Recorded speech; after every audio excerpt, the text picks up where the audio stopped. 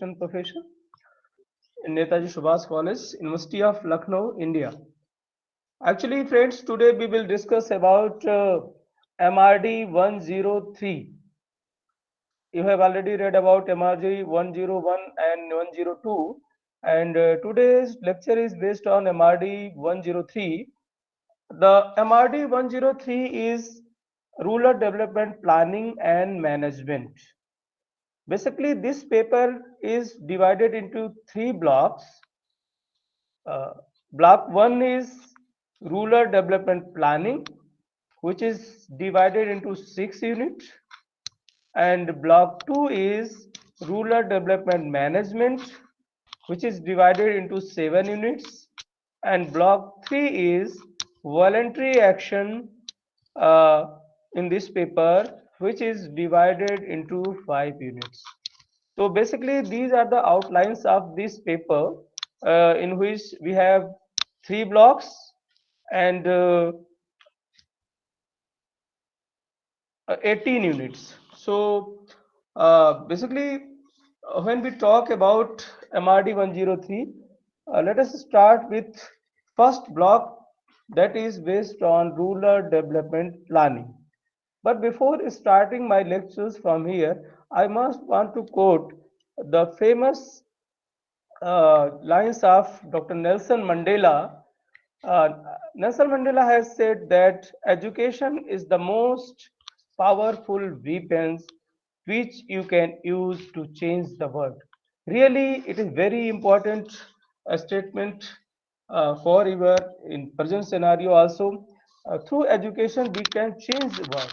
So learning is lifelong. Learning is just not a classroom teaching or just a university time or school time. It is a lifelong learning through which we can change ourselves, and changing ourselves, we can also change the world. So, friends, development planning and management, basically rural development planning. Today we'll be discuss about this paper. I'm just sharing slides.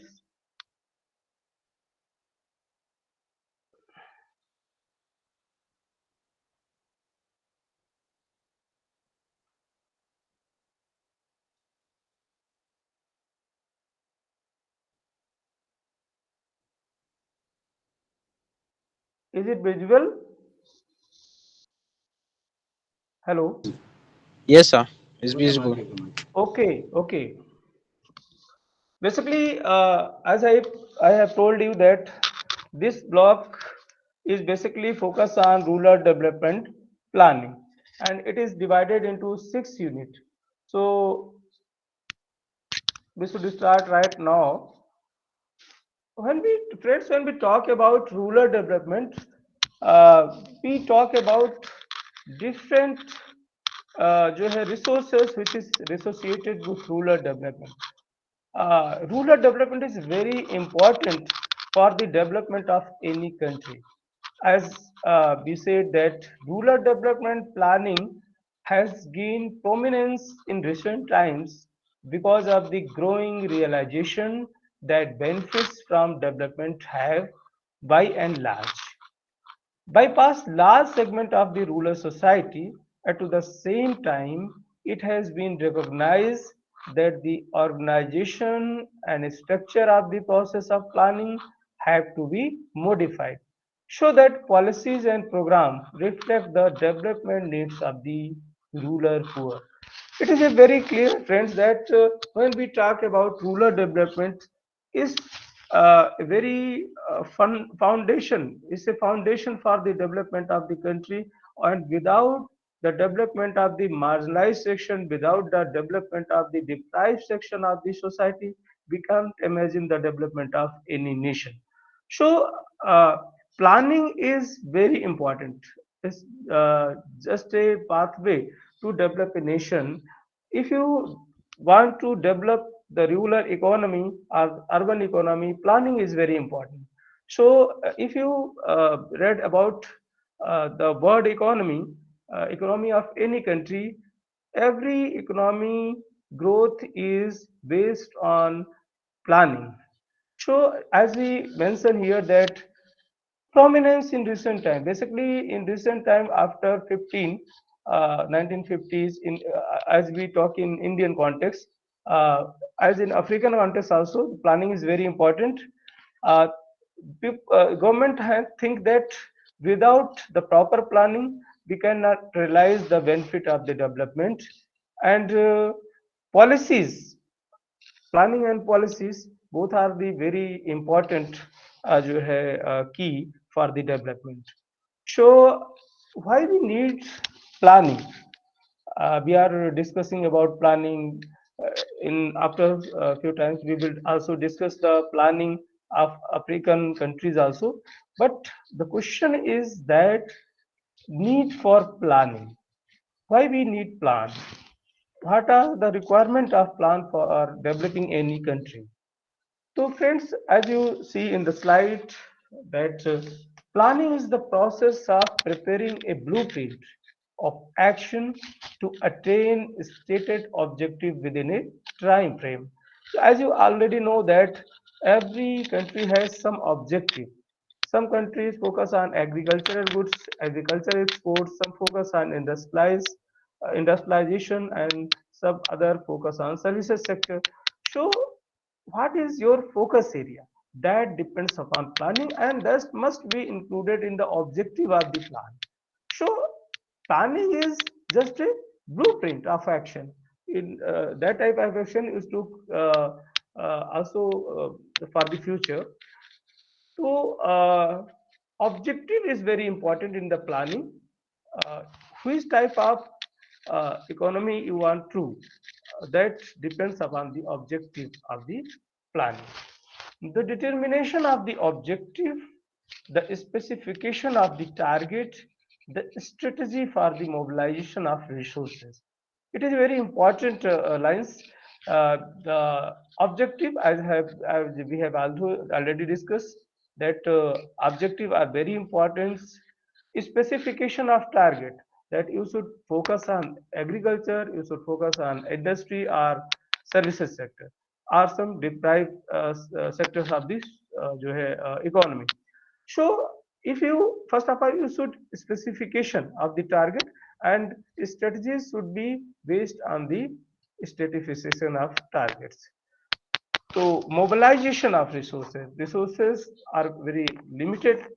As you all know that we have very limited resources in all aspects, natural resources, human resources. We have limited natural resources, we have limited human resources, skilled human resources. So with the limited resources, we can plan for the development of any country. So allocation is of resources is also very important. Allocation of resources to different development sectors. The blueprint of actions, including the operationalization in the same of policies, programs, and their delivery system. When we talk about planning, uh, basically in the policy matter, we always talk about allocation, distribution, and stabilization. These are the basic fundamentals for the policy framework.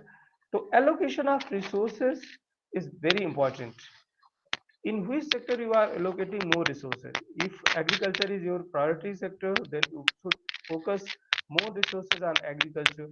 So distribution is another part which is very important, and stabilization. These are the policies for the planning, and allocation of resources should be based on these type of plan, uh, which have to be the considered in any planning exercise. It is a very important fact that the focus of government should be in that particular area in which he want to develop, and resources should be allocated uh, at that specific purpose. So allocation is very important in the planning process, whole planning process. And planning uh, is also already include objectives, specification, and target. So if we want to develop country for the rural economy also, so we should also plan for more objective and more specification target. Hello, am I audible? Hello. Yes, Yes. sir. You're very audible. Yeah. Yes, you're audible. Yes, sir. You are audible. Okay. Okay.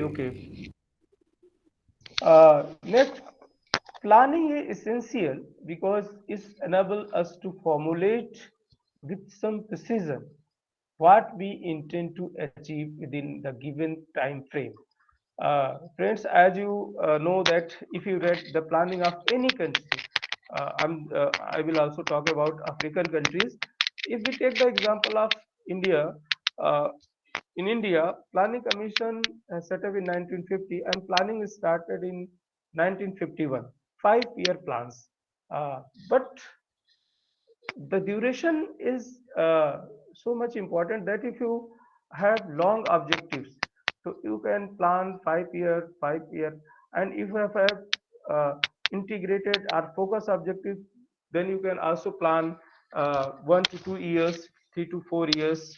It is also some type of like rolling plan, indicative planning, and 5-year planning. As we read about Indian economy, so planning is also uh, focus on the objective of the nation. It's enable us to formulate with the some precision what we intend to achieve within a given time frame. Time frame is also very important. If we plan for 5 years, so the our strategy should be that we must achieve that goals in 5 years. To prioritization among various objectives enables us to democrate more important objectives from those which are less so. Once this is done, one can decide what is feasible considering the resources at hand and how additional resources can be mobilized. Therefore, planning is a more scientific path towards achieving development objectives. Without planning, as we have already said, that without planning, no nation can imagine the development path. So, if you want to develop for the rural economy, plan is very important, and resources allocation through proper planning channel is very important. So, path towards achieving the development objectives and for bringing about economic and social transformation in a systematic manner. It is a very important line because when we talk about growth, uh, when we talk about development, uh, growth is basically a quantitative phenomenon. Growth is basically a quantitative term, but development is a qualitative term.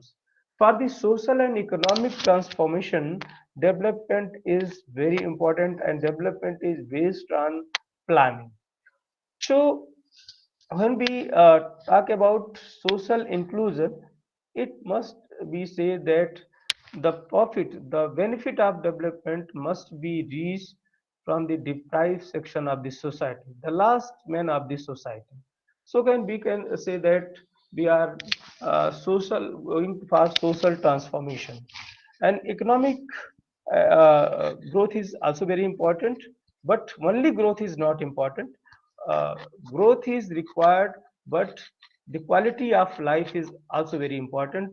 So growth plus quality of life, it means we are talking about development, and that should be achieved in a very systematic manner through planning. So when overall we talk about plan should be based on particular period of time, should be based on the availability of resources, and also focus on the need of the country. I'm not talking about that developed countries plan is appropriate for developing countries and developing countries plan for is appropriate for underdeveloped countries. The situation of the countries are different. So planning should be according to the particular country. We should not imitate the only plan model that develop. This is the plan model of development. So we also follow the plan model of same. That will be dangerous. So planning should be according to the situation and according to the condition of the country. It is a very important point must want to mention here.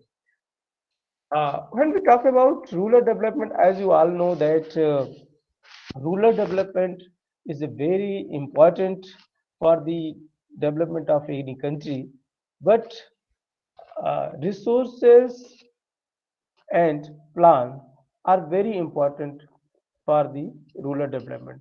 So, what are the methodology for the rural development planning? When you read about the rural development model of various countries, you will find that uh, resources with the this, availability of local resources, if we plan for development, that it will be sustainable. Uh, Sustainable development, you have had a very familiar concept that when we talk about meeting the needs of present generation without compromising the needs of future generation, but resources should be available for the future generation. So our rural development plans should be eco-friendly, and some methodologies are very important for that purpose. There has been a considerable work in evolving methodologies for the micro level planning. We are also talking about India in recent years, particularly after the 4 5 year plan. Friends, when we look Indian economy, basically two approaches are very important. The first is bottom up approach, and the second is top down approach. Bottom up approach means plans should be decentralized, and top down approach means plan is centralized. So decentralization is very important for fruitful planning, for the benefit of the people. As you know that uh, micro micro means unit. When we start with unit and below to above, go below to above, that is micro level planning. People's participation is very, very important in micro level planning. And when we talk macro level planning, that is top down approach, in which centralized planning concept is based on this. So when we talk 4 5 year plan in India, after 4 5 year plan, we are moving towards decentralized economy. The Planning Commission, which is a very important body at that time, emphasized the formulation of district plan, provided uh, guidelines for district planning and suggestions. Basically, when we talk about planning, you must notice that grassroots planning is a very important. When you focus on the village, when you focus on the blocks, when you focus on district, then you must your strategy is maybe very fruitful. So the guidelines for district plans, which has been suggested by the Planning Commission, are number one. Suppose the first objective of the formulation of district plan is to set forth a long-term perspective indicating the economic activities to be established in different subregions. It means formulation of district plans, but the plans should be the focus on district level requirement. Fourth, long-term perspective indicating the economic activity of the establishment of different subregions. It means different districts are different natural resources, different possibility for development. So this should focus on subregions, which district is suitable for some particular actions.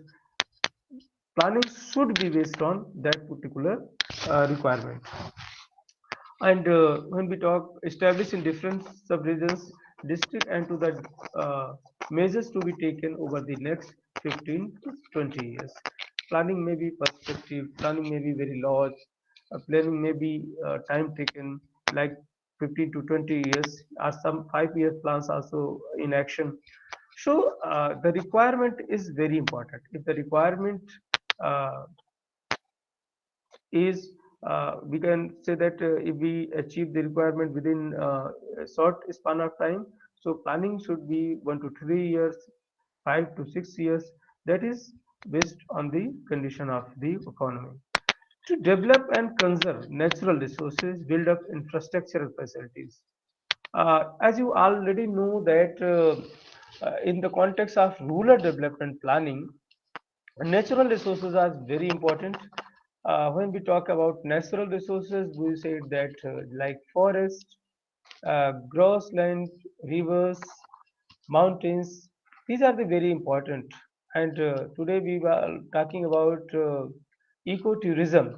So if we focus and develop natural resources, so the possibility of ecotourism uh, will be there, and infrastructure facilities is also very important for the rural development, like connectivity, transportation, telecommunication.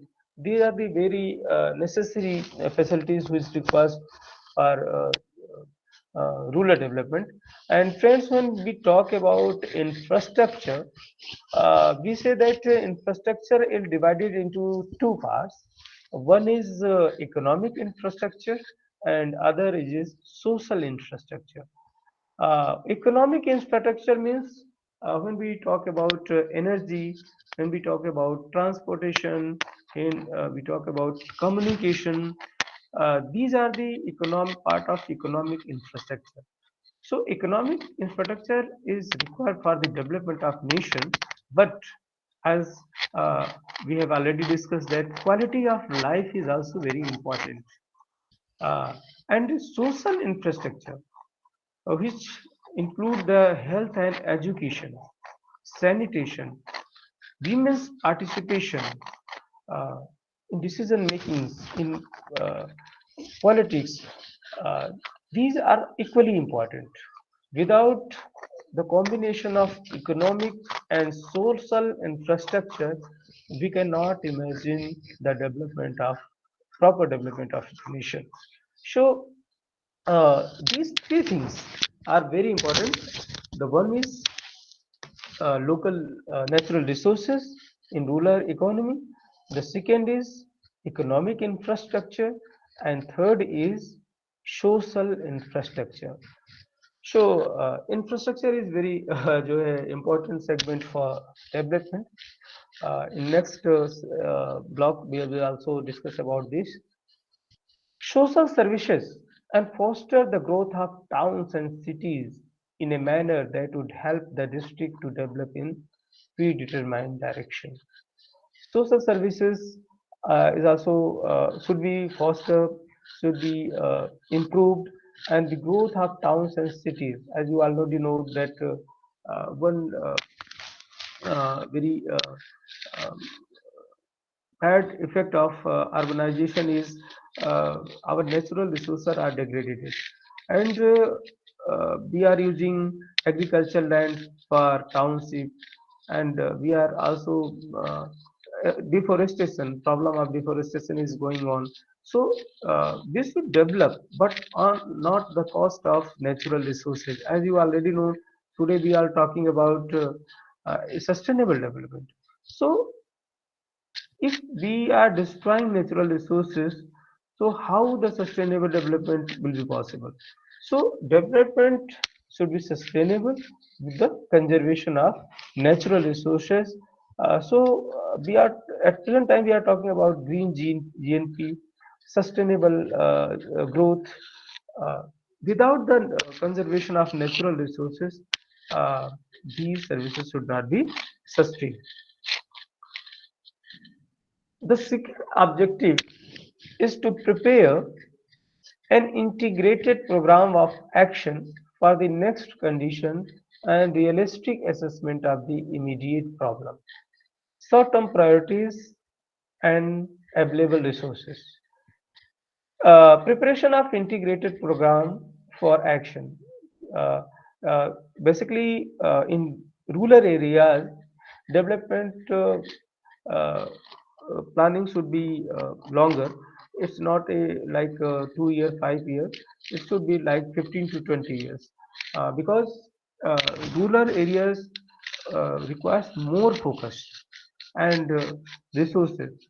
Uh, so if we focus on long-term plan, we focus more attention on the development of rural area. then it provides a greater opportunity. Like we have already talked about ecotourism, we have already talked about the livelihood of the deprived section of the society. So the divide should be less, urban rural division and poor and rich. That should be less when we talk about policy issue. So resources uh, allocation by the government should be more in rural area for sometimes for the more focusing development of rural economy. Area development approach, short-term priorities and available resources. And area development approach is also very important in the context of rural development planning.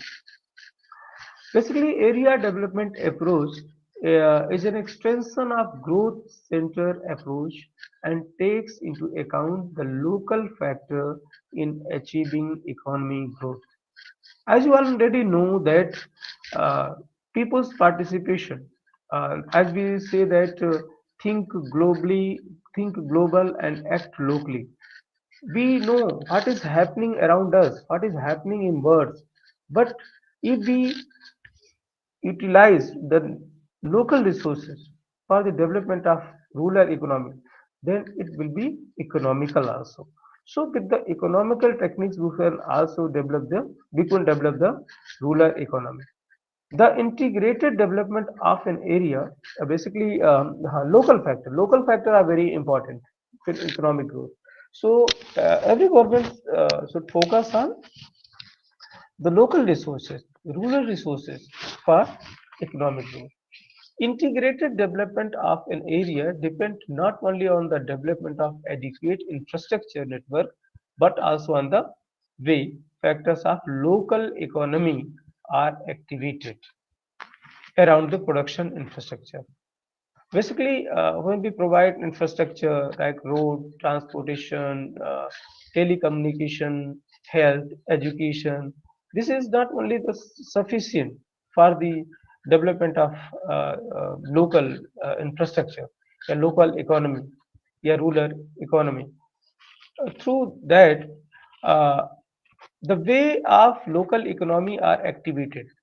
So this opportunities should be developed in local economy, that everything should come from that side.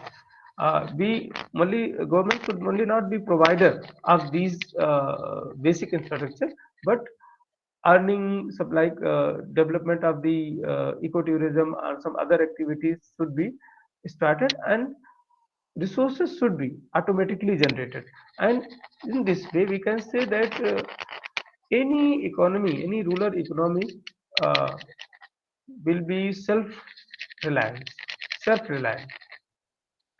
And in other words, we can say that for integrated development of an area, spatial and functional integration is necessary. As we have already tell about localization, local resources. So spatial is also associated with local uh, uh, resources, and functional integration is necessary. Functional integration means local people's participation in the development plan. If the people's participation, especially local people participation, are very important. So if we develop this approach, area development approach, we can definitely achieve the goal of uh, rural economy.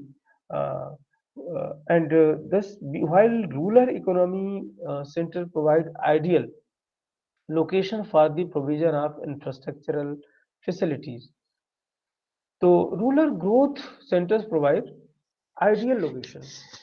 In every country, you can say that in rural areas, there is a potential of growth possibilities, and their hinterlands are regarded as basic planning units for integrated multi-sectoral planning to achieve the integrated development of an area. मतलब everything should be based on basic planning units and multi-sectoral planning. we should not only focus on only one sector, we should focus on other sector also. What are the possibilities in rural areas? We must explore that also. So multi-sectoral approach in area development approach should be included for the sustainable rural development, for sustainable rural development planning. This approach therefore was able to provide a wider framework for rural development. The approach, while taking poverty in area into consideration. Uh, Basically, the area development approach is a very wider framework for the rural development. And when we talk about poverty, as you already know that basically poverty, we look poverty basically in two types. One is absolute poverty, and uh, other is relative poverty. Uh, Hunger and poverty is very big problem in developing and underdeveloped countries. So government should focus to reduce the poverty, and planning should be that type. So poverty in the area, as we are talking about absolute poverty, like the minimum requirement is for the sustaining the rural poor. So if we not fulfill the minimum needs, minimum calorie for the rural poor, we see that people are still suffering and they are not fulfilling the basic needs. The other is which is relative poverty, that is based on income difference. So relative poverty is always found in practice, developed as well as in developing countries, but absolute poverty must be reduced, must be uh, finished in from the economy. Uh, so the problem of poverty would be solved through the rural development planning. Provides the balance between various sector activities as well as special patterns of growth. However, it does not ensure the economic growth is being shared by all classes and communities of the rural area. Basically, when we talk about that growth of rural areas, so we must also attention that the benefit of growth is going for the R classes of the rural poor or some particular communities. So, for the sustainable development of the rural economy, we should ensure that the benefit of development should be go to all section of society. That's why we can imagine that without the monitoring of the benefits, we cannot say that the rural economy is developing. So all classes of the communities of the rural economy must be benefited through the development of rural areas. The spread effect of the development may not necessarily affect the whole society in the same way. As you know that two types of effect are there.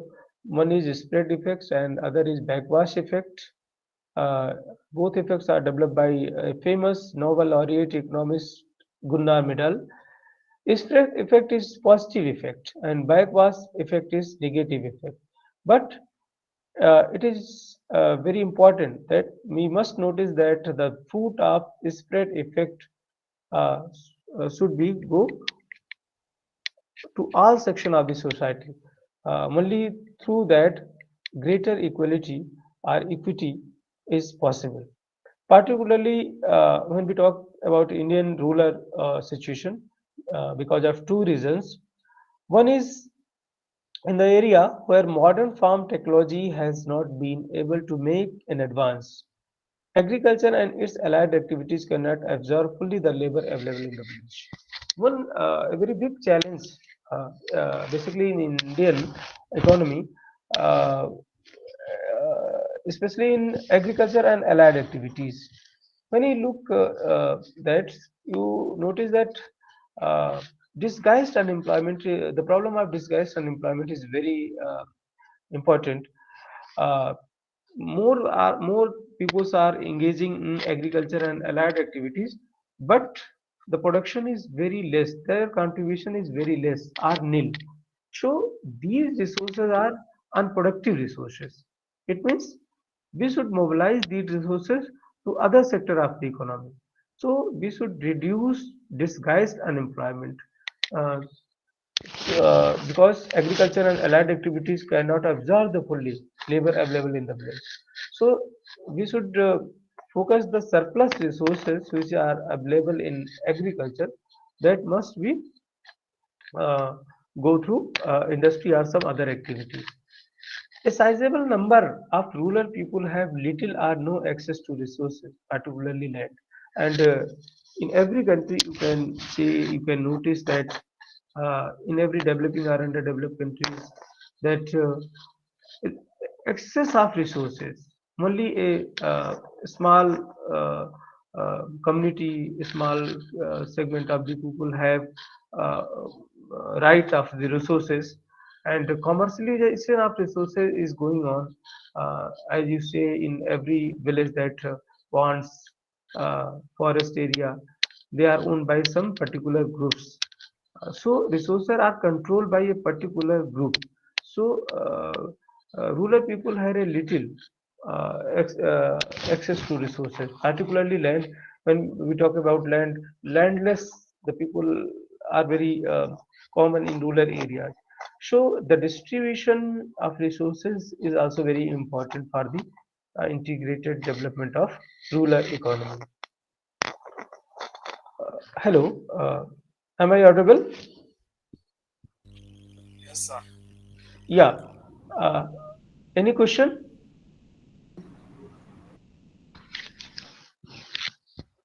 Hello.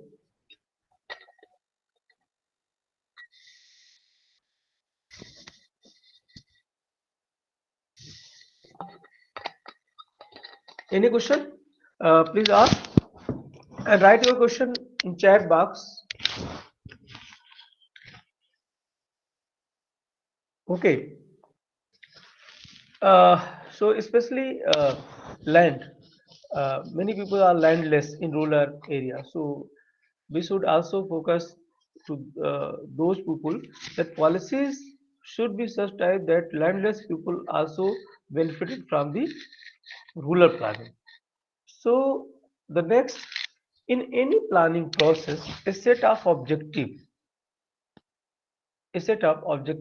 is to be achieved within a time frame, as we have already discussed uh, about Indian 5 year plans, uh, and it is also applicable in all type of economy, that a set of objective to be achieved within a time frame, because time frame is very important. uh, if you are crossing the time frame for particular objective, it means your strategy is not proper for uh, achieving your goals, achieving your target within time frame. Strategy is very important. And in India, the well accepted principle is formulating the 5 year plans within which we have the annual plans. Uh, if you read about Indian economy, you will find that 16 to 19, 1916 to 19, we have no 5 year plans. We have annual plans.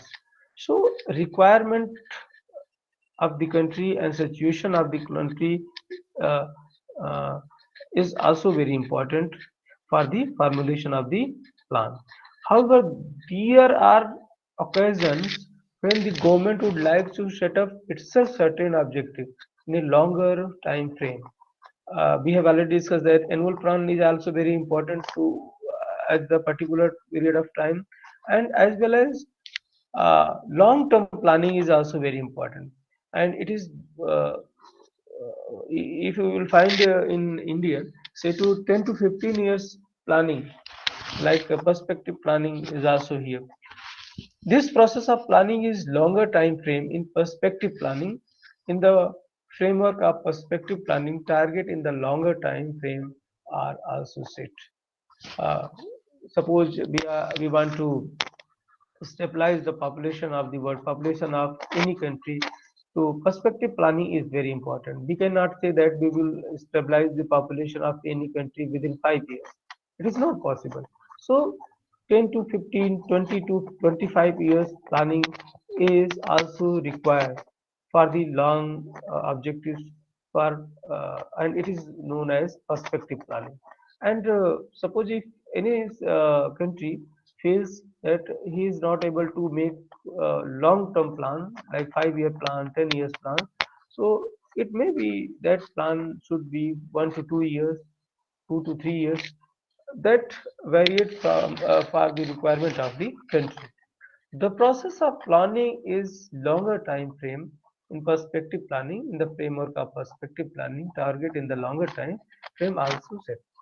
In the Indian context, two good example of this can be observed in the context of Millennium Need Program and the reduction of the poverty in our country. Basically, India has also adopted Millennium Needs Program in the context of perspective planning for the reduction of the poverty. As we have already discussed that poverty has two types, basically absolute and poverty relative. So absolute poverty is very dangerous, and the aim of the government is to reduce absolute poverty across the country.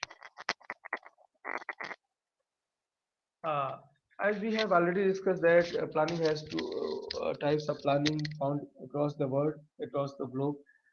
Centralized and decentralized planning. Decentralized and multi-level planning. Centralized planning, as we have discussed that, is based on top-down approach. And decentralized planning is based on bottom-up approach.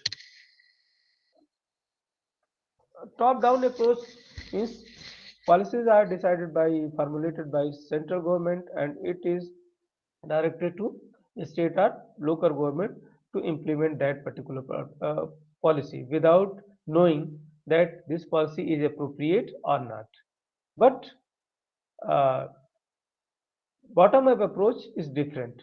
Bottom-up approach uh, depends on decentralized planning and it focus the local needs of the people, local needs of the particular community. Plans should start from here. So bottom up approach is very important for the development of any country, as I also think. Decentralized planning is defined as a form of planning where the task of formulating, adopting, executing, and supervision the plan is dispersed rather than entrusted to a central authority. Uh, Decentralization. Every small unit should participate in this plan. The objective is this, but the task is formulating. In the formulation of planning, the lower segment are the local people's requirement is included. Adopting, execution, and supervising. Supervision is also very important. And uh, in decentralized planning, the regional and local bodies are given greater freedom to formulate. Across the globe, you can see that people's without the participation of local people, without the people's participation, uh, any planning or any policy cannot be properly implemented. Government, central government formulate plan and directed to state that it must be implemented. But the result, the fruits, the results are not satisfactory.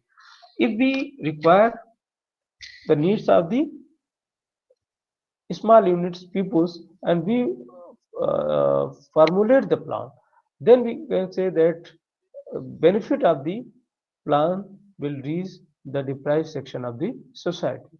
So it is possible in only decentralized way of planning. The regional and local bodies are given greater freedom to formulate autonomy.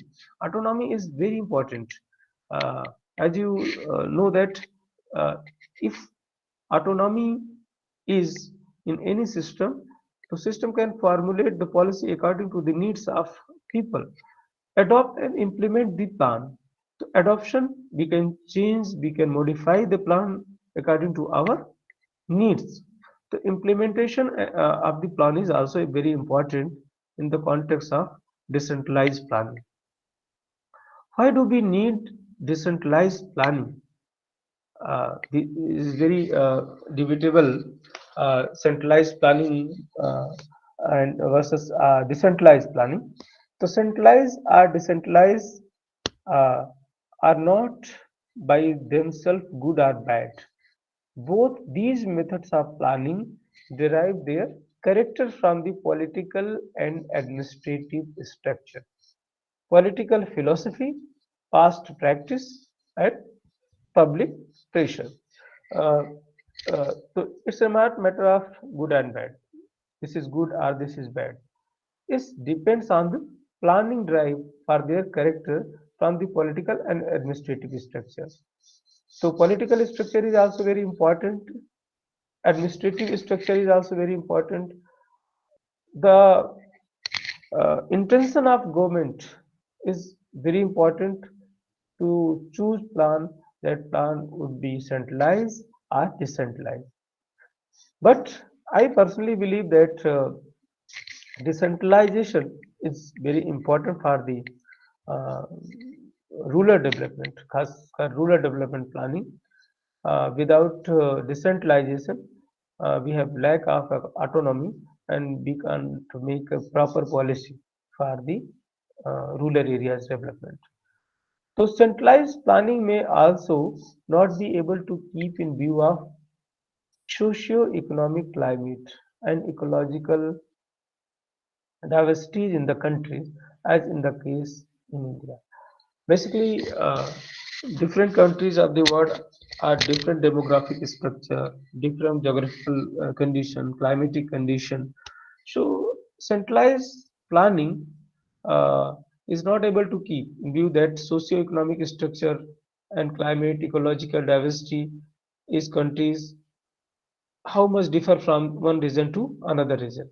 Uh, so it is not much good as decentralized planning, because decentralized planning comes from the uh, sub-regions, requirement of the sub-regions, requirement of the particular area. Uh, so it is not much better as decentralized planning. Decentralized planning makes the plan and program more suitable to local condition. It's not debate of centralized or decentralized. It's just a way to explain what is good or what is not good uh, in planning process. What is decentralized planning makes plan and program more suitable. It means when we uh, call the community, when we participate, when we invite the community, when we invite the social people of the particular regions for policy in policy formulation, that will be good. So for the sustainable development and for the perspective planning, both point of view, decentralization is very important. Decentralized planning is very important. In several developing countries, following the models adopted in socialist country in the initial phase, a somewhat centralized planning approach was adopted.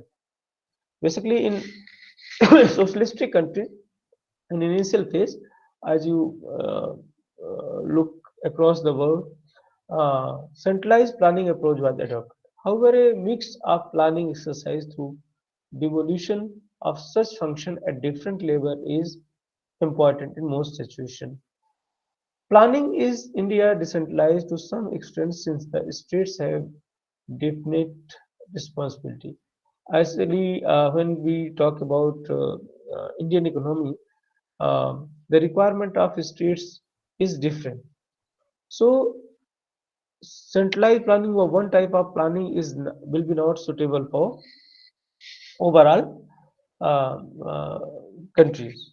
So, in socialistic countries, as we also know that like Russia, like Cuba, uh, in socialistic countries, the initial stage was centralized planning.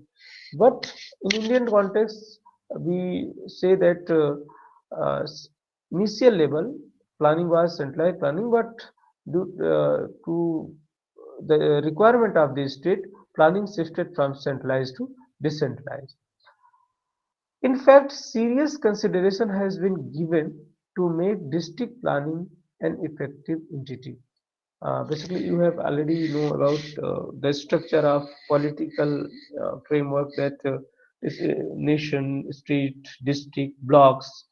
These are the structure of the uh, economy, a country. So consideration has been given to district planning an effective entity. And really, if we develop, we will focus for rural planning, the district and block level planning is very important. Uh, Most commentators have been of the view that we need to work more and more toward decentralized planning. Uh, Across the globe, across the world, people are thinking that planning would be decentralized. People's participation is very important. And if we develop the economy with sustainability and uh, resources conservation, we should adopt decentralized approach.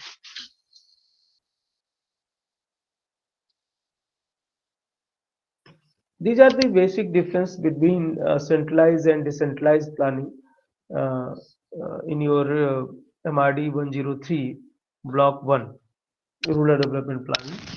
Under centralized planning, decision making at centralized level and direction from a single level is possible. Only center is able to make plan and director states to implement that plan. Though no autonomy is possible in centralized planning.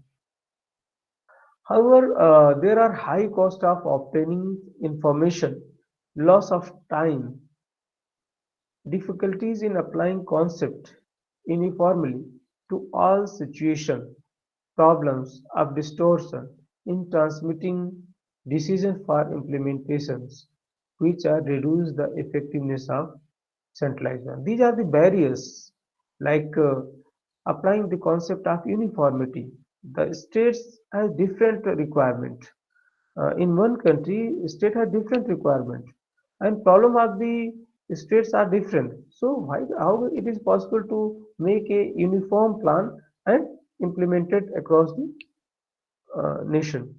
So planning should be decentralized because requirement and needs of the people are different.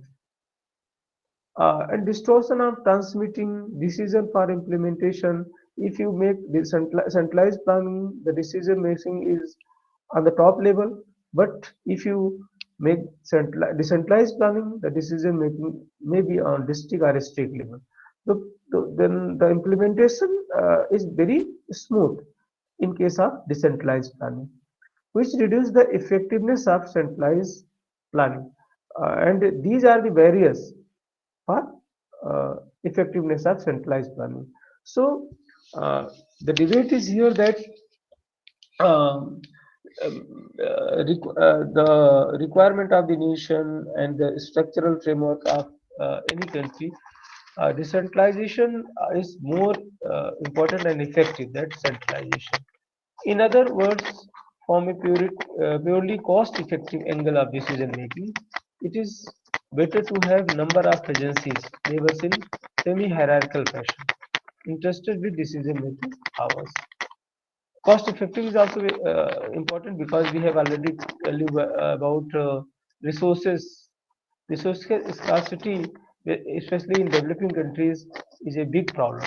So, with limited resources, we should implement our make our plan and implement it, and it is only possible when we adopt the decentralized method of planning. It will be cost effective and also the resources economical. Further, to socio-political compulsion may requires that decision-making powers are distributed to more than one level for the same area.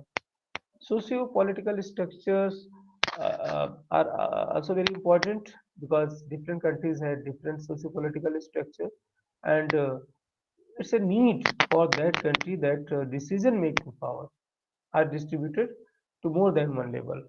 And if we make decision, if we provide decision-making powers to more than same level, then it is uh, more possibility that the result which comes from different person a different area will be more suit to development of rural economy.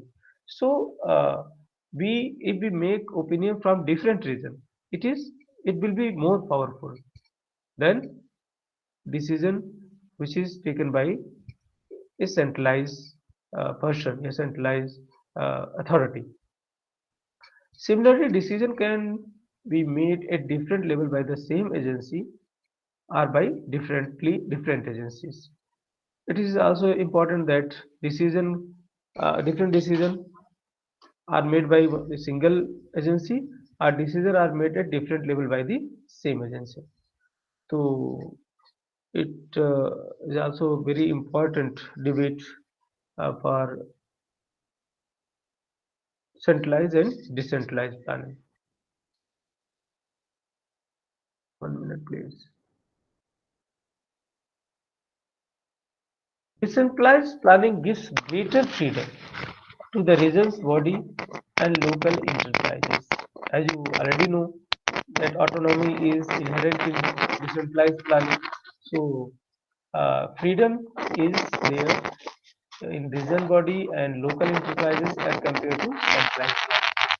Decentralized planning represents, in a way, planning from below and spread out authority, political and economic, no lower and horizontal level.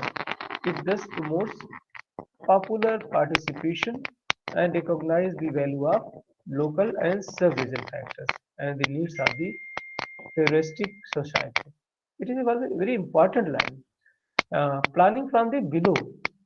As we have already discussed that there are two way of planning, uh, top-down approach and bottom-up approach. And decentralized planning is based on bottom-up approach, planning from the below, and spread out authority, political and economic, to the lower and horizontal level, and promote the popular participation and recognition the value of the local. So, the value and the participation of local people uh, uh, is very important in decentralized planning, and uh, it is also based on pluralistic society, need of a pluralistic society, need of a particular region. Suppose in one country, different regions have different requirement. For one reason, we cannot say that this policy is implemented in other and fruit will be same. So we should differentiate the policy formulation in different region. So it is only possible in decentralized way of planning.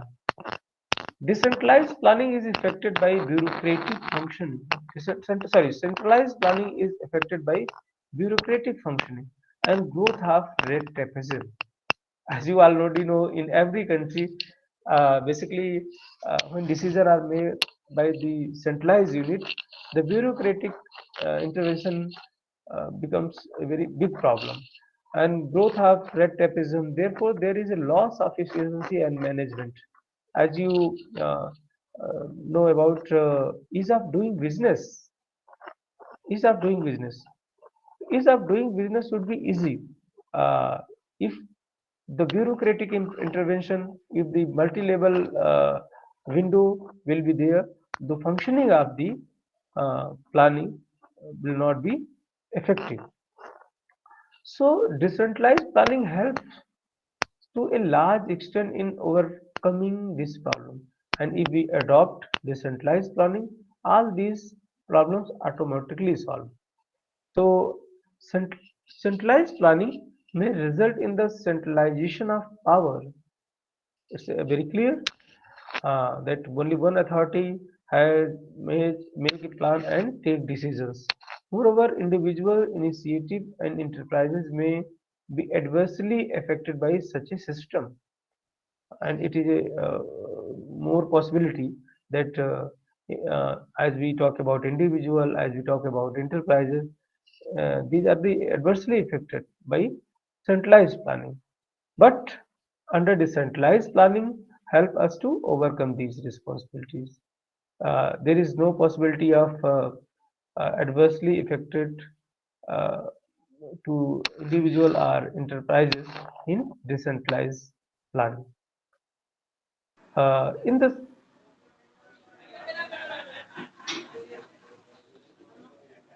hello, uh, hello, am I audible? Yes, Yes, you please, are you are audible. audible. Okay. Basically, we are talking about centralization and decentralization, and uh, with the comparison of centralization and decentralization, it will be very clear. In for the rural development planning, which type of uh, plan is will be appropriate. In centralized planning, the formulators are often not aware of ground realities. Anyone who is sitting in the capital a particular country and he is making plan, he know nothing about the rural economy, and he's making plan. So how that plan will be uh, fruitful for the rural people? So in centralized planning, these types of problems come, and often in centralization program and schemes are prepared, so which may not be suitable to all place. As we know that uh, across the world, in many countries, under centralized planning, if policy are implemented, they are not effectively work, because the requirement is different and the policy frame is different.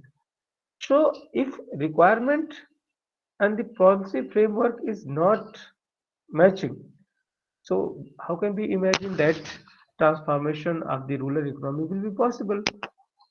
So today we are talking about in recent time we are talking about CBPR, community-based participatory research. So the focus should be on CBPR concept, community-based participatory research. The requirement and the need of the people is should be main uh, pillars for making a plan. So if we survey, we survey the people's need, we connect the requirement of the people, and then we make plan. Then plan will be more effective. So in centralized planning, uh, basically it is not suitable. But in decentralized planning, the plans are more realistic because it comes from grassroots level. It comes from the need of the people, and without the knowing the need of the people, plan would not be effective. Decentralized planning has its own handicaps. These are decentralized planning sometimes does not reflect the national priorities, because planning are based on the needs of region, needs of sub-regions, needs of the district, needs of the local area. So it's not reflect the national priorities. It is the one drawback of decentralized planning, which is possible in centralized planning. And if we make plan for the whole of the country, for the whole country, uniformity is there. But in decentralized planning, uniformity is not, because plan is based on some particular reason. But I think it is not a very appropriate logic, because if you think that in many countries geographical climatic conditions are different and requirement of the people different, the goal of the planning is only to enhance the welfare of the people. We need uniformity or we need welfare of the people? It is a debatable question. We need welfare, development of the people is more important than uniformity. So we should focus on uniformity, no, development of the people, yeah, welfare of the people. It is said that it is therefore not able to strengthen the nationalist forces to fight divisive forces. And it is a argument that under centralized planning, uh, basically priorities is given to nation, and under decentralized planning, it is not able to strengthen the nationalist forces. But I personally think that requirement of citizen is more important. Uh, Forcing of any plan is not good for any for the citizen of any country. Need of the citizen should be priority of the government. So in this context, decentralized planning is more better than centralized planning. Uh, Now we are talking about Africa. Decentralization in Africa. Across southern Africa, government and donors initiatives have invested considerable resources in community-based natural resources management. As you already know that basically in southern Africa, government and donors initiative have invested considerable resources in community-based natural resources management. Basically, natural resources, we have already mentioned that, like forests, rivers, and some resources which are gift of nature, and they are managed by some investors, and community-based natural resources management. Local government, it is also by the local government capacity building and in re-empowering so-called traditional authorities, all with the aim of improving livelihood and natural resources use and sustainability. As we are talking about that community-based management, local government management, and empowering so-called traditional authorities, basically in Southern Africa, the aim of all these authorities is only to improve the livelihood of the rural economy, and natural resources sustainability. It means we can use natural resources for our need, but not for our greed. As Mahatma Gandhi is also said that nature can fulfill the need of the people, but not the greed of the people. Nelson Mandela is also very uh, uh, good opinion about the freedom and natural resources. So when we compare Gandhi and Mandela, both are very close. Both are very close in their thoughts, and very often we are said that natural resources should be used only for the need of the people. But we are saying that we are in different countries, we are saying that commercialization of natural resources is become very rapidly. Water, even water and the forest, grasslands, these are uh, distorting. So we should focus the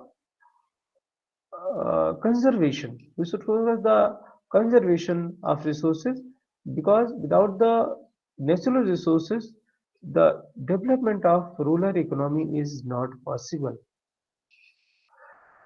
Improving the livelihood and natural resources in sustainability. And when we talk about sustainable, you all know that without the conservation of natural resources, sustainability is not possible. Even sustainable goals, SDG, you heard about sustainable development goals of United Nations from 15 to 30. no hunger, no poverty, global partnership, and many more others. So it is not achievable without the conservation of natural resources. Very often there is a little coordination. We are talking about Southern Africa. Southern Africa, often there is a little coordination between such initiatives. Some may complement each other, but frequently there are overlap, confusion, ambiguity, and high transaction costs for those expected to participate.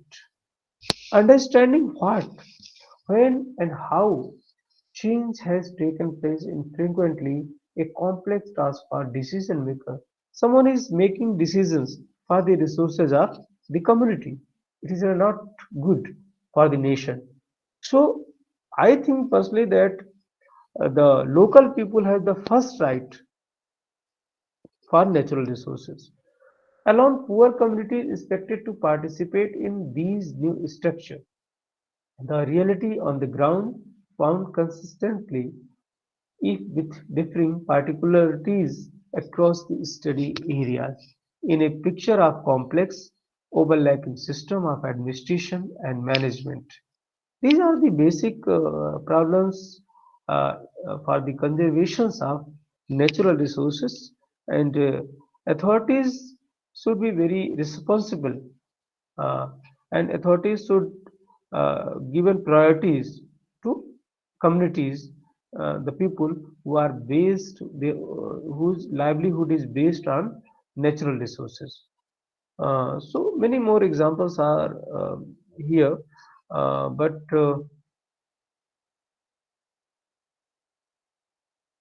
decentralization in Southern Africa, whilst the decentralization thrust on much, current policy is rooted in neoliberal thinking on efficiency of service delivery in increasing market-oriented environment. Basically, market has captured everything. Market is capturing the rural economy also. So it is very important to save our natural resources with this market focus economy. And if we commercialize all these natural resources, the future of the nation, the future of the world is not safe. So it is very important that market oriented environmental disorders should be uh, minimized. And alongside often vague Western liberal conception of good governance, in fact, in Southern Africa, contemporary decentralization had earlier ascendance in colonial policy in the context of native land administration, one of the most important being controlled through proxy local leader, including the local traditional authority. In common with wider development thinking during the 1980s, particularly that the surrounding the adoption of liberal market ideology and the rolling back of the state. Southern Africa countries witnessed considerable development of decentralization policy during the last 2 decades. As you already aware about all these, uh, what is going on. So I personally think that decentralization is the only solution for uh, participation, to engage participatory management for the development of the rural economy and for the planning perspective of rural economy. In the later part of 1990, the Village Development Committee, I'm talking about Southern Africa, were effectively abandoned to be replaced by the hybrid form of administration. It is not a good. Village Development Committee is very important, and it should not be replaced by the authorities. But uh, it is going on, abandoned to replace the hybrid form of administration that brought the traditional authorities back in. Democratic decentralization has been attempted in Zimbabwe with the establishment of elected unitary rural district council. Basically, it is a very good initiative that Zimbabwe has democratic decentralization uh, and basically unitary rural district council. Basically, it is a process of decentralization. 1988 Rural District Council Act, to which the permanent transfer of functions and authorities from the central government was supposed to have taken place. With the rural district council in Zimbabwe, basically permanent transfer of function and authorities from central is supposed have taken place. It is very important towards the growth and development of rural economy. However, this process has been generally criticized as the process of phony decentralization, producing RDC, uh, RDC rural district councils lacking in power and resources with unfunded mandates. Basically, it is a very big problem that autonomy is important, decentralization is important, but transfer of resources from center to state is also important. Because in initial level, if you make decentralized planning, but you are not transferring resources to local bodies, then such type of decentralization is not decentralization is not profitable or beneficial for the particular community, lacking in the power and resources with unfunded mandates. In practice, this process has been instrumental in facilitating central government control of the rural majority of the country. Population has been characterized and exercise geared more towards attracting money from donors. So these are type of problems arise in Zimbabwe, and but Zimbabwe has adopted the Rural Development Council. The crisis of resources may be in initial phase, but with the communication and talk of the authority, we can minimize these type of problems. District planning. District is a very important component in administrative structure. Uh, and under decentralized planning, we must focus on districts and blocks. Hello, hello, hello. Hello. Yeah, Oh, am I audible? hello. Yeah, Hi. Yes. yeah. Any question?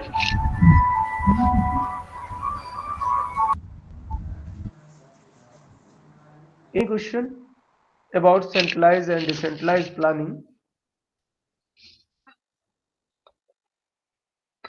Hello, sir. Yes, Hello. yes, yes, please. Yes, sir. Please, permit me to kindly take us back a little. I want to seek some clarification and more understanding on the idea of read tapeism and how it affects the rural development planning. Yeah, yeah. Actually, please write your question in chat box. Yeah. Okay, I will do Yes. so. Okay. Will be take question in last session and last time. And district planning. District planning, as we have already discussed, that district planning is very important. And district is a very important unit in whole political structure, whole administrative structure. And requirement of district planning arises from the need of the supplement the nation, the state plans with more detailed examination of the potential to the mid unit of administration, because uh, after districts tehsil blocks and blaze are there, and above district states and center are there, so district is a midpoint. So mid of administration the district, such planning would help in making investment decision here to meet the east district. So under decentralized planning, district planning is very important, because in the mid district is the mid, and above and below the district many more authorities are there. So district should be in the focus. District planning therefore would involve striking a balance among specific need of the people of the district, growth potential of the area, and budgetary allocation availability. We have already discussed about the resources. Without resources, decentralized planning will be not possible. So the growth potential and the area and budgetary allocations are very important when we talk about district planning. According to the working group report of 1984 on district planning in our view is a kind of area-based substrate planning and arise from the need of the supplement and the nation and the state plans within a more detailed examination of the resources, problems, and potential of local areas. Because as you read about the content of the IGNOU, you will find that in district, basically working group report of 1984 district planning, it is a very clearly that sub-state our district represents a very big and challenging role. So every plan should give authority to district to make decision for the local people, local authorities, and resources allocation should be in sufficient form. Without the resources allocation, it is not possible to exercise the whole planning perspective. So district planning is very, very important for the rural development planning perspective. So that investment program more specifically tailored to the particular need of the each district could be evolved and implemented. So, as we have already discussed, that investment is the key for development. If you want to develop any economy, any country, or any region, so inflow of investment, yeah, investment should be in focus, and particularly need of the district. Investment should be on the basis of need of the district, not only that any type of investment is inflowing in particular district. That is not good. But if you focus on the need of the investment, need of the district for the investment, then only the result will be benefited and could be evolved and implemented. In other words, district planning imply evolving a developmental scenario at a district level consistent with the specific need of the people. It is a very important component because district planning always involve the developmental scenario and consistent with the specific need of the people, as we have already discussed that need of the local peoples are very important. If you focus the need what people wants, then any type of policy must be will be more effective. But if you impose the policy uh, like in centralized plan without knowing what people requires, that is not that will be not fruitful. The growth potential of the area and budgetary allocation available.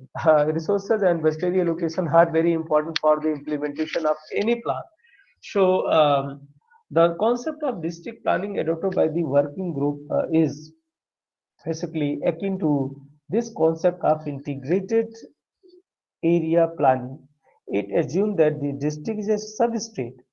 As I have already told you that district is the mid unit because below district there is tehsil, blocks and village. So district is a very important unit, and it assumes that district is a sub-state decision-making unit within the system of multi-level planning. Because if you are talking about decentralized planning, you are talking that district should be the authority, village should be the authority, blocks should be the authority, and state should be the authority for the making plans. So it is very important.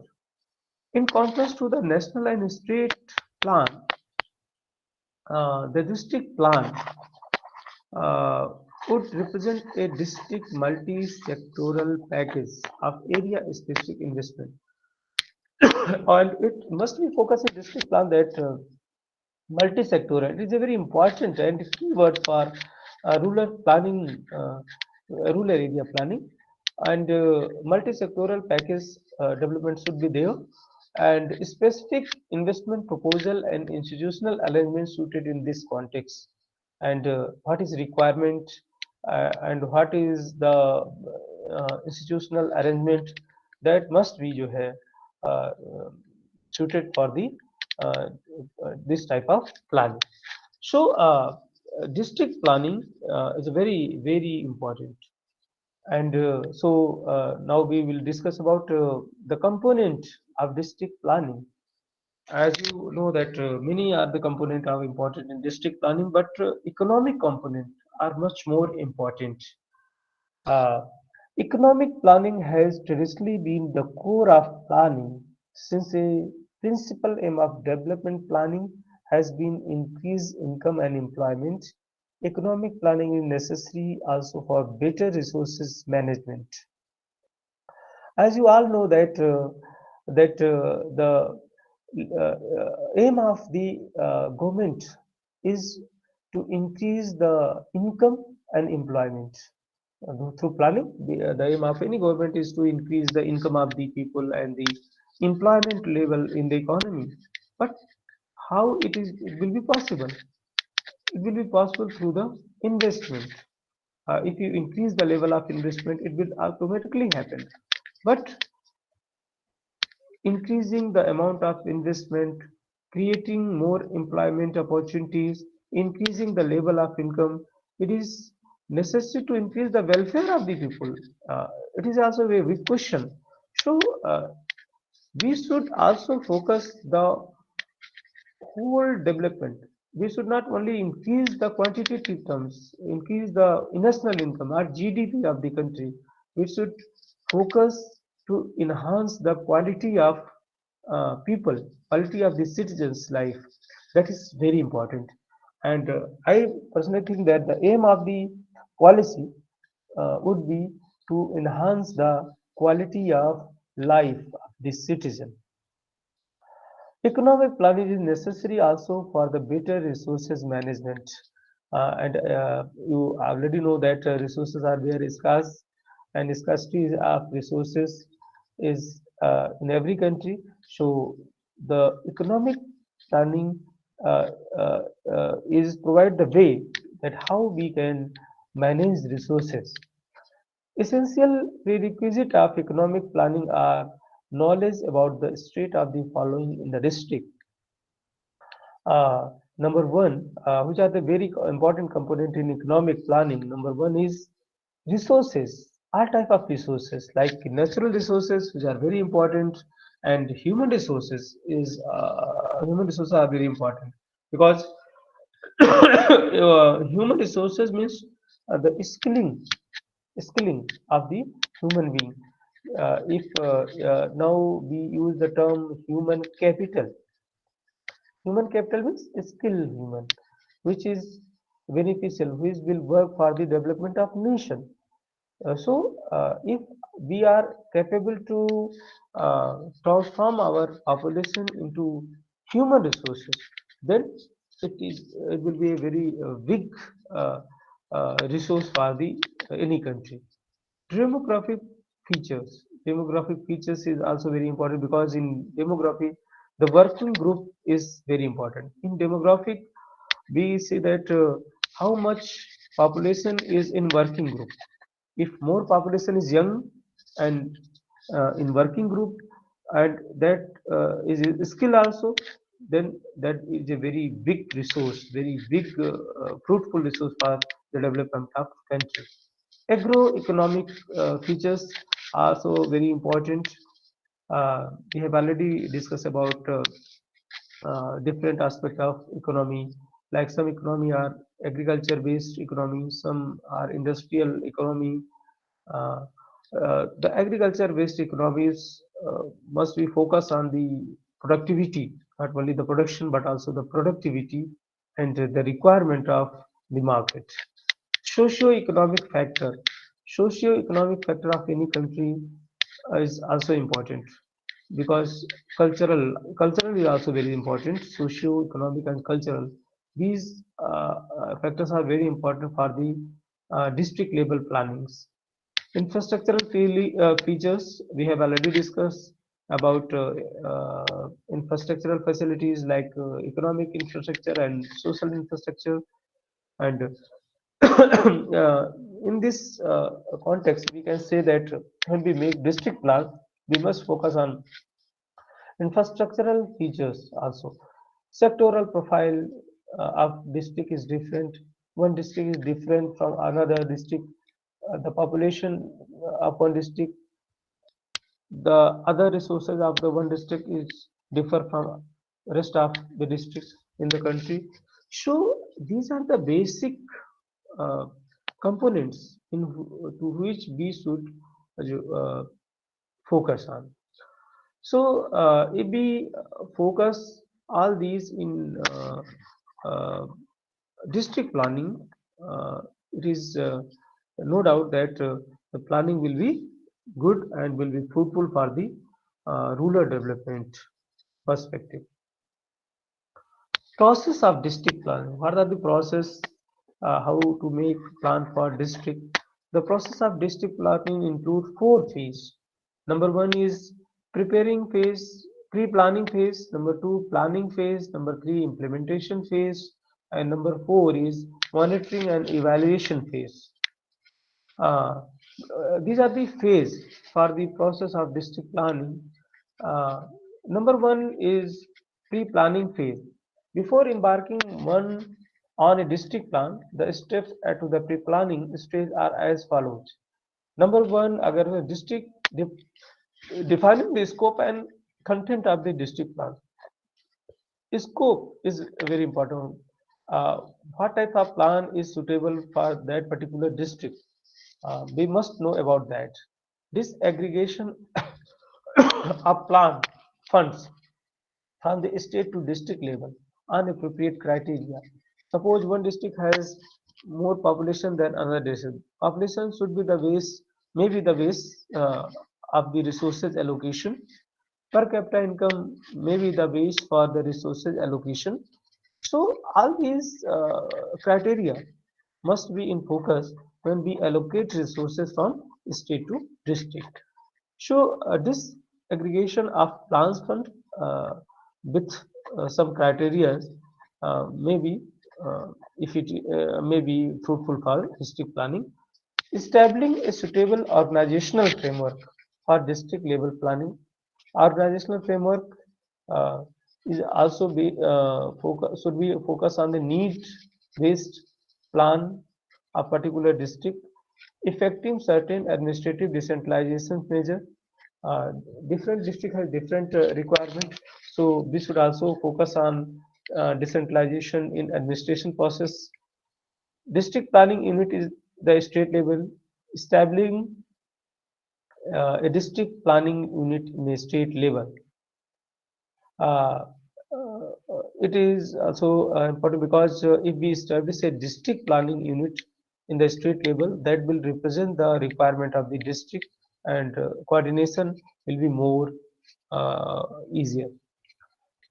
Establishing a proper district planning machinery, uh, it is also a recommended point for the district point of view.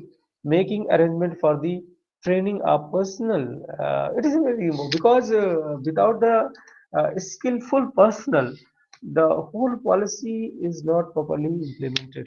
So the personal training and skilling is very important. And I think across the world, all government are focusing in, especially in developing and underdeveloped countries, our government are focusing in skilling, because human is not a number. Human is a resources. We are talking about today. We are talking about human capital. The human is not only labor; it's a capital. It is an asset, and if we skill our human for the requirement of the plant, then that human will be more profitable for nation building. So skilling and training of the personnel is also basic requirement for the Process of district planning. Planning phase. In the planning phase, the following steps uh, are involved: formulation of the major objective of the district plan, compilation of the data. These are the basics for district planning, preparation of the profile of the district in relation to the basic objective, formulation of the main strategy and thrust on the district planning, and analysis of existing programs and projects with reference to the strategy outline.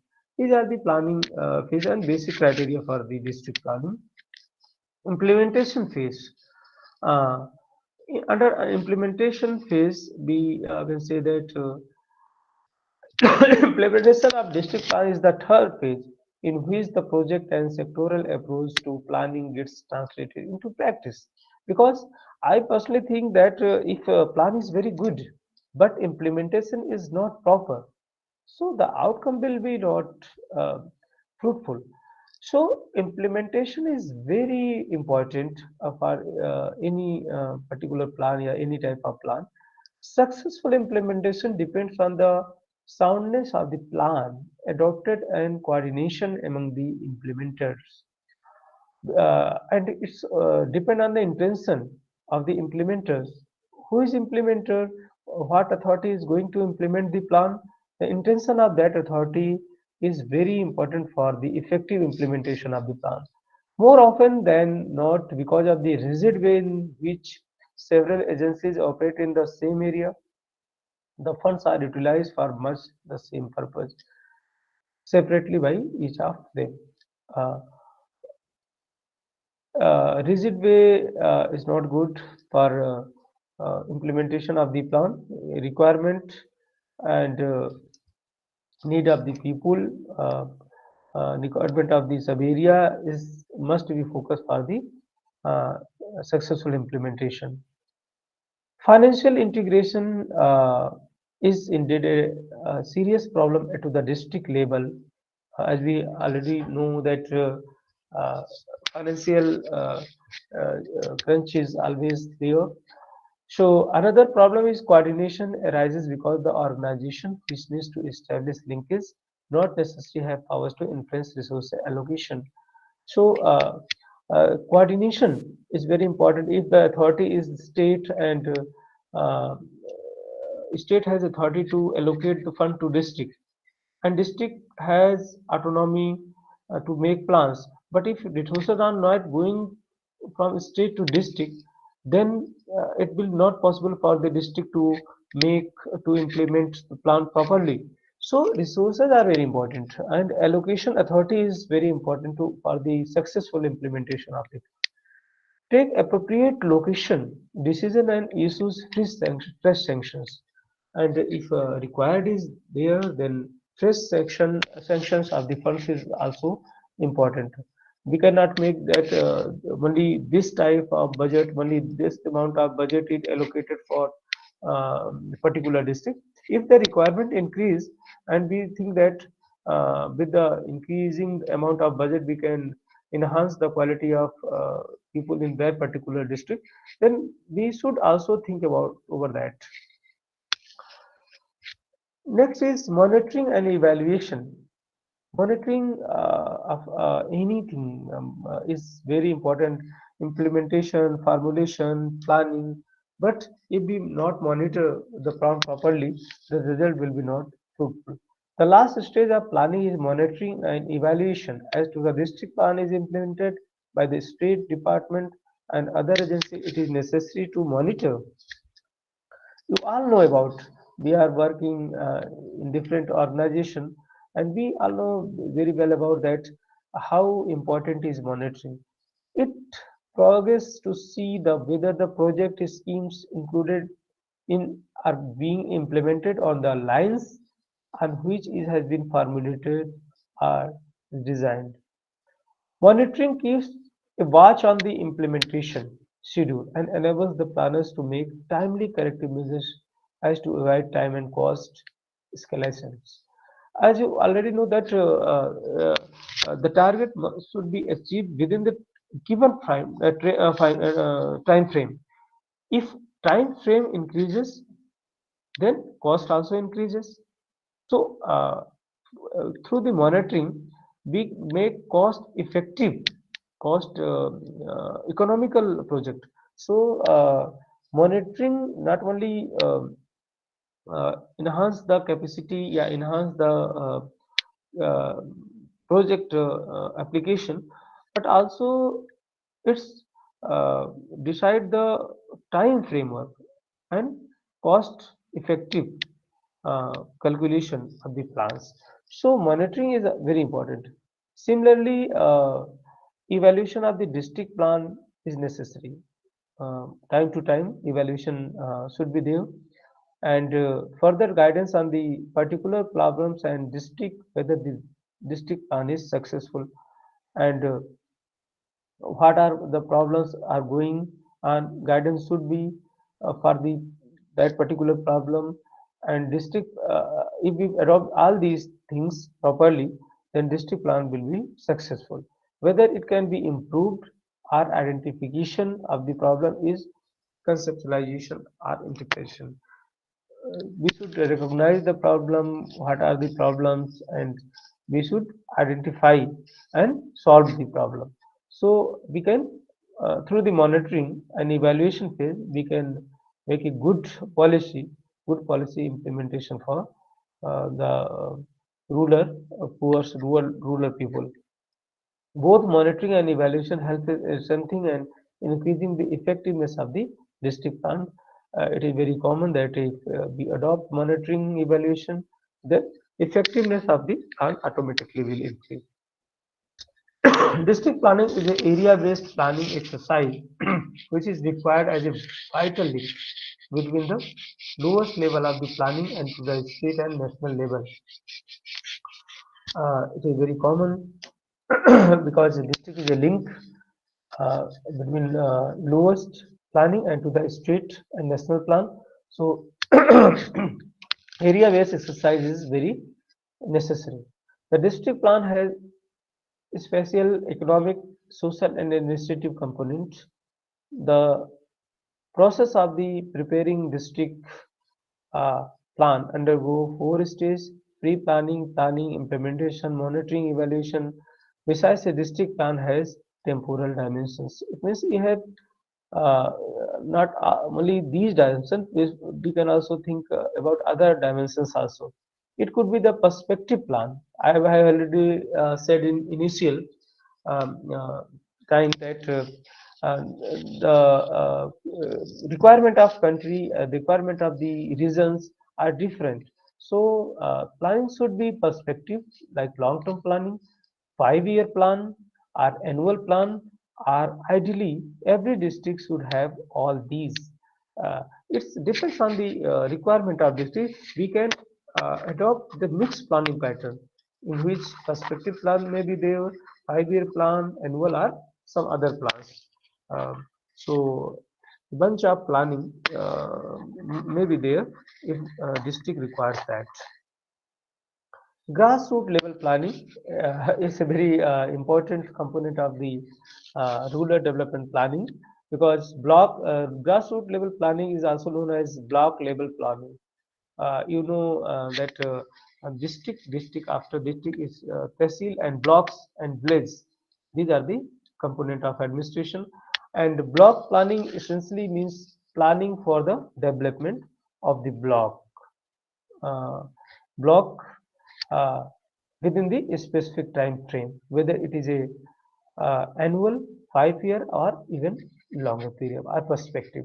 So everything is applicable in block planning also, whereas for the national plan, the need of the various sector will be taken into account. To grassroots planning, especially in block level planning, it is also directly associated with village level planning. So focus should be there, and the requirement maybe like annual, 5-year, or even longer period of plan. At a macro level, block planning essentially goes through the planning exercise to the local level. It must be pointed out that it is such a level that the success or failure of the planning exercise is most visible. Needless to say, even small changes in living condition as a result of the plan are already visible, such as level. This encourages popular participation. Such public involvement makes the block planning exercise more broad-based and further more vital. Uh, we are already discussed about the people's participation, and if not only in district level but also block and village level, we plan for the people's participation in planning, then it will be more fruitful and encouraging results for the development of rural areas. A block level plans has two major components: area development component and beneficiaries oriented program for target group. These are the two important components. And friends, as you already know that basically IGNOU study material is with you, and before starting any class, a particular paper like MRD 103 is going on. So you must read about the study material because it's our effort to cover the whole topics. But if you already read about the material, it will be uh, very good for you to understand the concept of the syllabus and the concept of the planning, which is in your course. Area development component and beneficiaries oriented programs for target group. These are the two basic major component of block development plans. In the area development component, plans for resources and infrastructure, uh, development and provision of the socio-economic facilities have to be formulated in cohesion with each other. Basically, area development approach is based on socio-economic facilities must be formulated for the development of particular area. Village level planning, we have already discussed. The process of social planning largely denotes sketching of the blueprint of the predetermined social and economic goals in both spatial and temporal contexts. It involved prioritizing the needs, setting up the clearly defined goals. It also includes the criteria analysis of the existing and to be the acquired resources in terms of men, money, material, organization, and technologies. Resources may be many types like money, material, organization, and technology. So to obtain the maximum results at minimum cost, it should be the goal of the planning.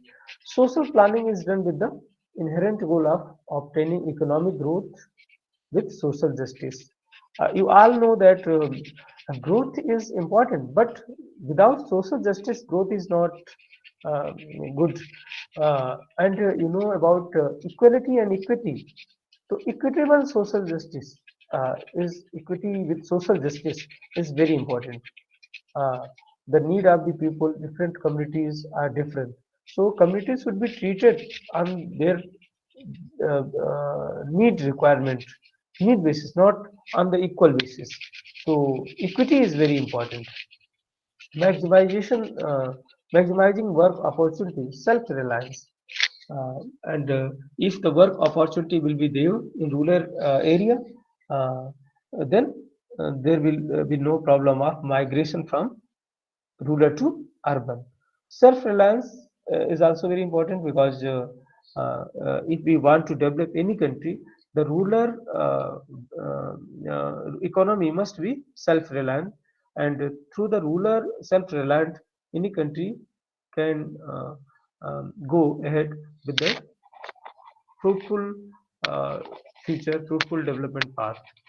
Enhancing income, removing regional and caste class disparity. It is very common in developing countries, especially uh, uh, caste class disparity. It should be removed.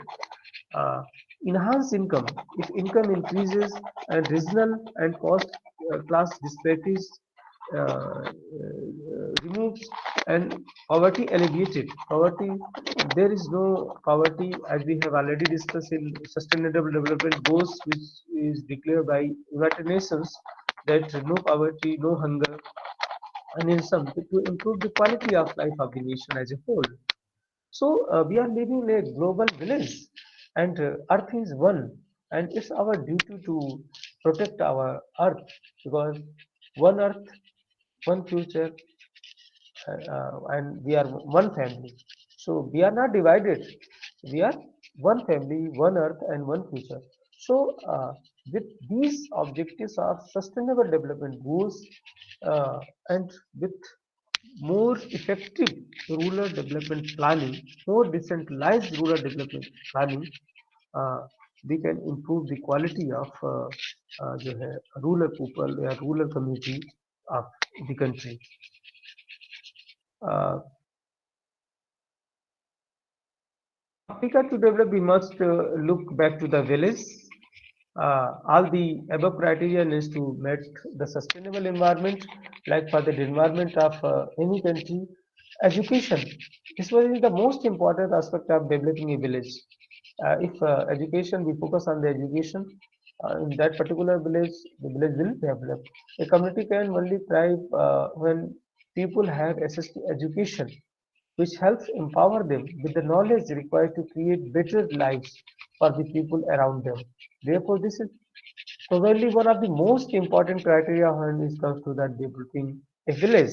So, as we have already, I have already stated that Nelson Mandela, Dr. Nelson Mandela already said that education is the most powerful weapons uh, you can use to change the world.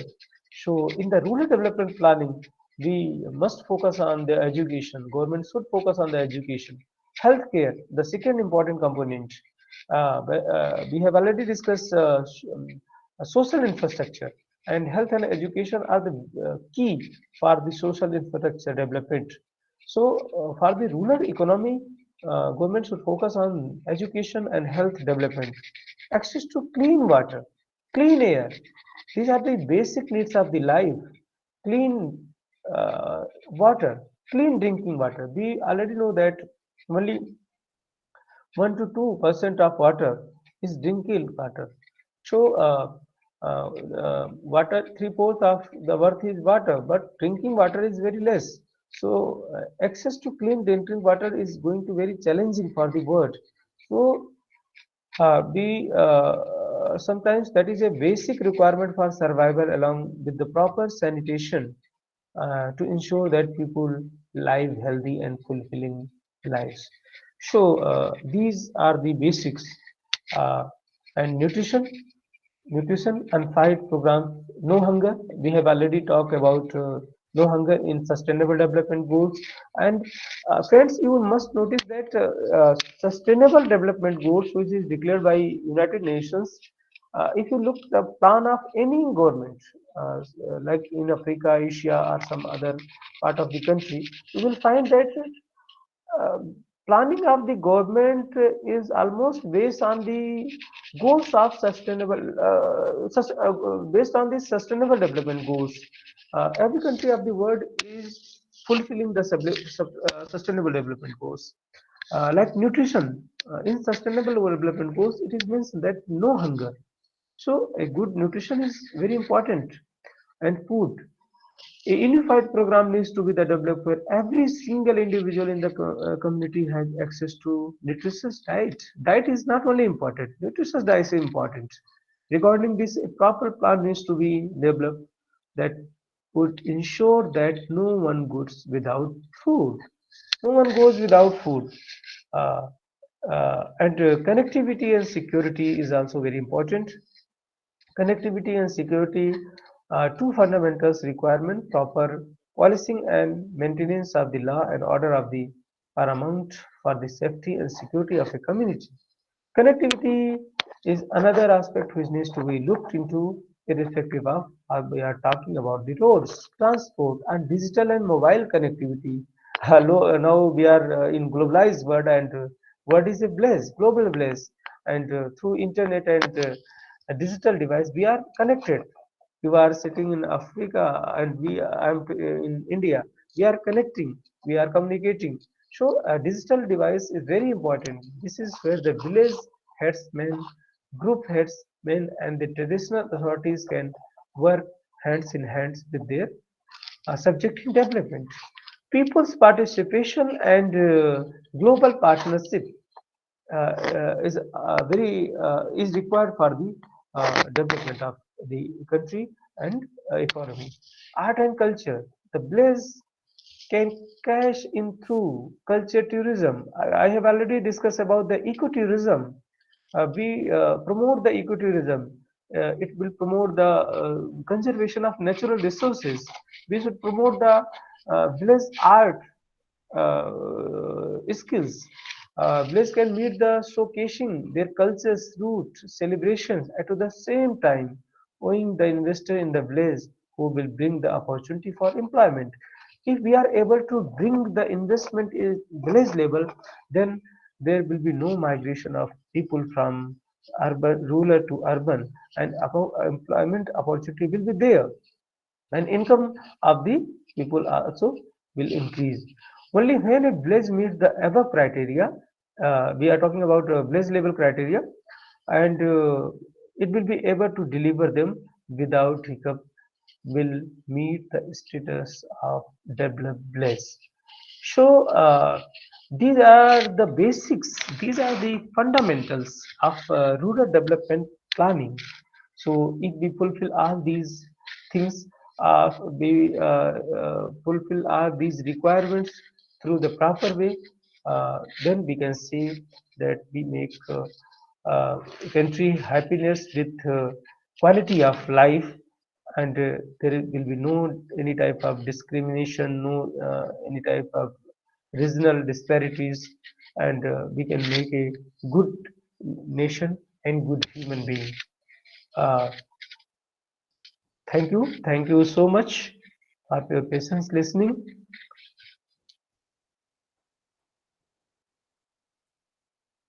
Hello. Hello. Hello. Hi. Hello, sir. Hello. Hello. Yes, sir. Please, I Yes. asked the question. I put it on the platform. I wanted you to explain, kindly explain further the idea of rate tapism and how it affects rural development planning. Yeah, yeah, right. Yeah, ratism is everywhere. As you say that if you notice that in India also, I'm just talking about my country, India. You can say that bureaucrats are the controller of the policy, because they not provide the proper resources. They not mobilize the resources to the downstream. So if resources are allotted from center to state, and that resources must be transferred to the local bodies, but the bureaucratic intervention, the officers, the bureaucrats, which a term which is known as red tapeism, is a very hurdles for the resource mobilization from one state to other regions, one level to other level. So red tapeism is basically a bureaucratic intervention, and I think that in across the globe, you think most of the country face such type of problems. So red tapeism is just a bureaucratic intervention that should be removed for the proper implementation of the policy.